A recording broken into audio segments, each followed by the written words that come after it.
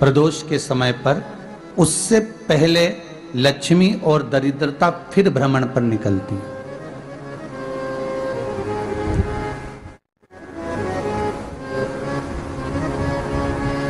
शिव भ्रमण कर कर जब वापिस आ जाते हैं, हिंदू धर्म में पीपल के वृक्ष की जो गणना वराह पुराण में करी गई है, 4 बजे से 7 बजे तक शिव के भ्रमण का समय बताया है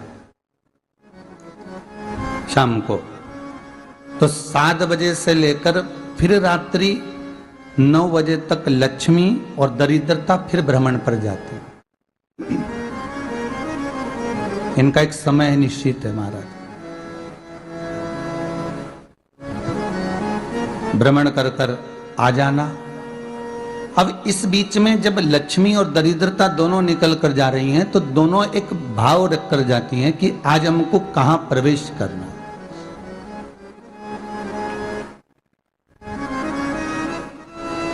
आज हमें किस जगह पर प्रवेश करना है, आज हमें कहां पहुंचना है, आज हमें किस जगह जाना है। और जिस नगर में जिस मार्ग से लक्ष्मी और दरिद्रता निकल कर जाती है, ये दोनों का जब निकलना होता है, इनको स्थान दिया गया जहां पर स्वच्छता हो, घर के दरवाजे पर रंगोली डली हुई हो, द्वार पर जल छीटा गया हो। महाराज, उस द्वार पर लक्ष्मी प्रवेश करती है तो दरिद्रता भी जाने लगती है अंदर। जब दरिद्रता अंदर जाने लगती है तो लक्ष्मी उसको रोक देती है। पहले मैं देखकर आती हूं कि तेरे लिए स्थान है कि नहीं है, तू यहां रुक।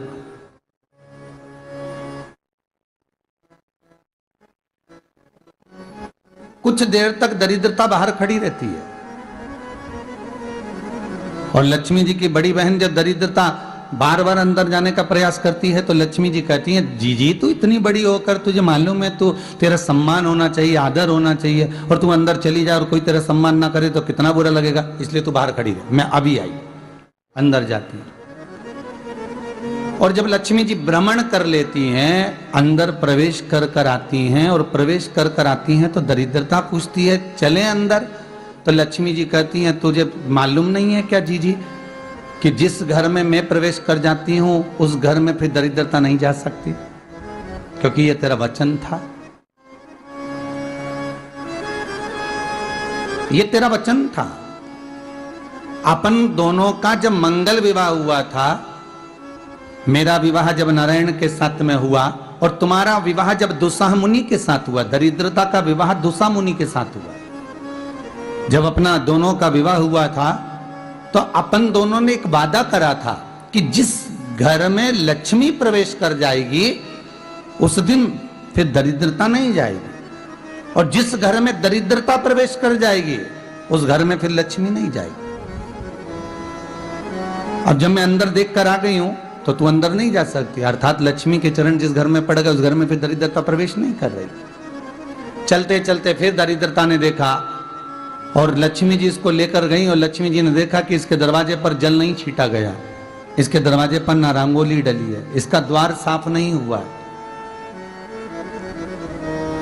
इसके द्वार पर दीप नहीं है, इसके द्वार पर कलश नहीं है, इसके दरवाजे पर ढेर सारा कचरा पड़ा हुआ है, कोई स्वान कोई कुत्ता गंदगी भी कर कर चला गया है, कहीं बिल्ली ने गंदगी कर रखी है, कहीं जीवों ने कुछ गंदा गिरा रखा है। तो फिर लक्ष्मी जी कहती है, जी अब मैं होकर आ गई थी ना, अब तू जा, तू होकर आ। और दरिद्रता प्रवेश करती है। तो अंदर जाकर क्या देखती है दरिद्रता कि इतनी सवेरे से मैं घूमने इनके दरवाजे पर आई और ये तो सब चादर तान के चकाचक गुर्राटा भर भर कर सो रहे हैं। तो दरिद्रता कह देती है, तुम्हारा भाग्य ही बेकार है, तुम्हें क्या करूं, तुम ऐसे ही सोते रहो। और दरिद्रता गुस्से में बाहर निकल कर आती है, लक्ष्मी से कहती है, लक्ष्मी तू इसके घर में जाना ही मत ही। तो दरिद्रता को कहती है, जी तेरी बात नहीं मानूंगी क्या मैं? लक्ष्मी जी बोली, मैं तेरी बात नहीं मानूंगी, बिल्कुल नहीं जाऊंगी इसके घर में, तू चिंता मत कर,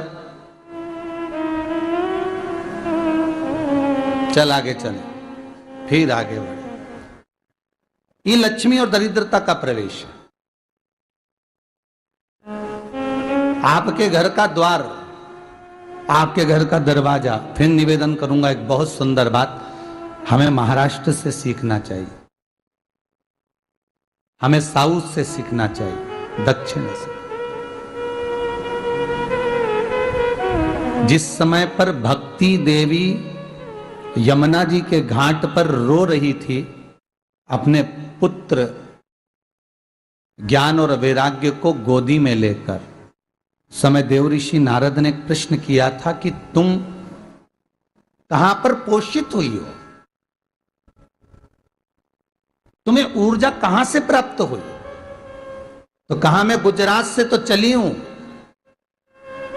और वहां से चलती चलती भक्ति देवी कहती है मैं बहुत दुखी होकर, बूढ़ी होकर, द्रवित होकर, बड़ी दुख में वहां से चलते चलते जब मैं महाराष्ट्र में पहुंची तो मैंने वहां जाकर देखा कि वहां पर लोग हर पल हर घड़ी ब्रह्म मुहूर्त में उठकर स्मरण करते हैं, नाम जाप करते हैं और दरवाजे पर जल छीट कर रंगोली डालते हैं। तो कह रही है कि वहां पर मैं थोड़ी अवस्थावान होने लगी, वहां मुझे अच्छा लगने लगा। फिर जब मैं और आगे पड़ी, दक्षिण में जब पहुंची, वहां पर जाकर मैंने देखा कि सुबह से उठकर मंगलाचरण, मंगला स्तोत्र और वेदों की ध्वनि होने लगी। वहां पर मैं और आनंदित हो गई। हमें कुछ चीजें महाराष्ट्र से सीखना चाहिए कि वहां रहने वाले जो भगत हैं, वारकरी संप्रदाय के जो भक्त होते हैं, वैष्णव जो धर्म के भक्त होते हैं, उनका नियम है सवेरे के समय घर में पानी है कि नहीं है, पर जब भी वो घर का दरवाजे के बाहर थोड़ा ना थोड़ा पानी तो छींट ही देते हैं।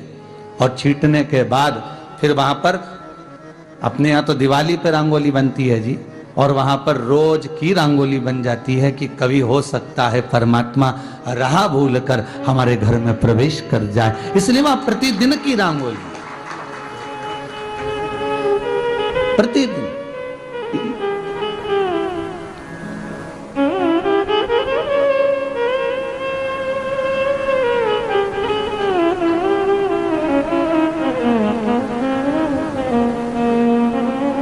हमें सीखना चाहिए थोड़ा सा।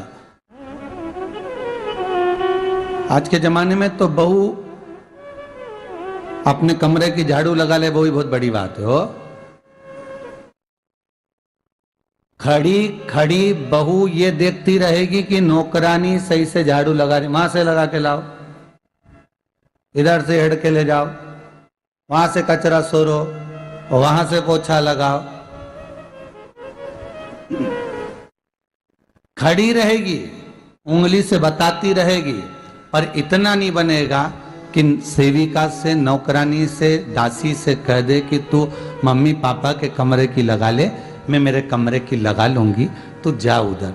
थोड़ा दया का भाव अगर होता तो उसके मन में भी आता कि मेरी बड़ी सेठानी तो अपनी जगह पर है, पर छोटी तो सेठानी की भी बड़ी सेठानी है जो मुझ पर करुणा करती रहती है।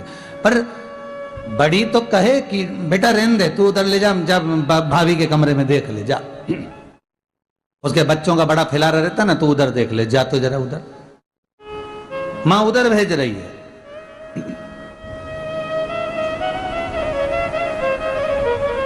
थोड़ा सेवा का भाव हमारे भीतर हो।